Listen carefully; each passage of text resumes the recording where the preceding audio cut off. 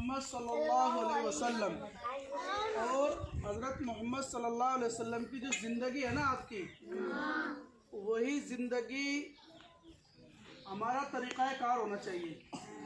अल्लाह के नबी सल्लल्लाहु अलैहि वसल्लम की ज़िंदगी के हालात को सीरत कहते हैं। क्या कहते हैं? सीरत कहते हैं। और हम पक्के मुसलमान कब होंगे? जब हम 7 चीज़ों पर ईमान लाएंगे। कितनी चीज़ों पर? उनमें से पहली चीज़ है अल्लाह पर ईमान लाना। अल्लाह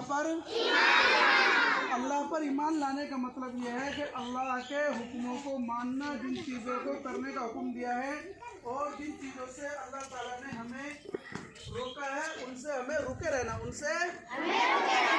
ये दूसरे नंबर पर है मोहम्मद सल्लल्लाहु अलैहि वसल्लम पर ईमान लाना। मोहम्मद सल्लल्लाहु अलैहि वसल्लम पर ईमान लाने का मतलब क्या है? अल्लाह के नबी सल्लल्लाहु अलैहि वसल्लम ने जो तरीक़ा हमें बतलाया है करने का, उसे करना। जो तरीक़े के मना किया उसे रुकना, उससे अभी हाल ही में यूपी के अंदर हाल ही में एक पोस्टर लगाया था एक जगह पर, आई लव मोहम्मद, यानी मैं मोहम्मद सल्लल्लाहु अलैहि वसल्लम से प्यार करता हूँ। हमें अल्लाह के नबी से मोहब्बत इतनी करनी, कितनी?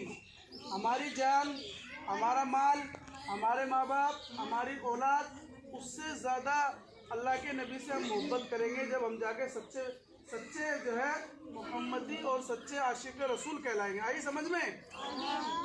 तो उसके उन पर जो है फाइल दर्ज होगी, उसमें केस कर दिया कि साहब इन्होंने जो है क्या लिख दिया है।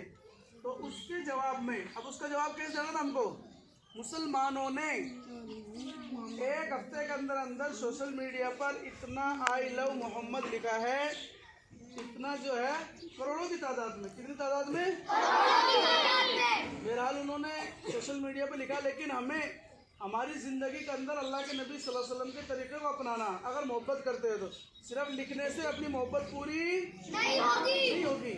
लोग लिख रहे हैं, अच्छी बात है, लिखना चाहिए। सरकार को सोशल मीडिया उसके जवाब देना चाहिए कि मुसलमानों जो है अल्लाह के नबी से इतनी मोहब्बत करते हैं। लेकिन मोहब्बत अल्लाह के नबी से क्या है? पड़ोसी का हक़ क्या है? हमारा पानी हमारे पड़ोसी को तकलीफ न पहुँचाए, हमारे नाली का पानी। आई समझ में? हमारा पड़ोसी का खेत जो है हमारे खेत की वजह से परेशान ना हो, तो भाई हमने जो है तार खोल के पड़ोसी खेत में जो है वो घुसा दिए। हम जो है अपने साथी को जो है तकलीफ ना पहुँचाए, हम अपने वालिदैन की का अदब एहतराम करें, हम उस्तादों का। ये अल्लाह के नबी सल्लल्लाहु अलैहि वसल्लम का क्या है? सबक है। क्या है? आप पर जो वही नाजिल हुई, इक़रा बिस्मि रब्बिकल लज़ी खलक़, है ना? सबसे पहले जो वही नाजिल हुई है, पढ़ अल्लाह के नाम से जिसने तुझे पैदा किया।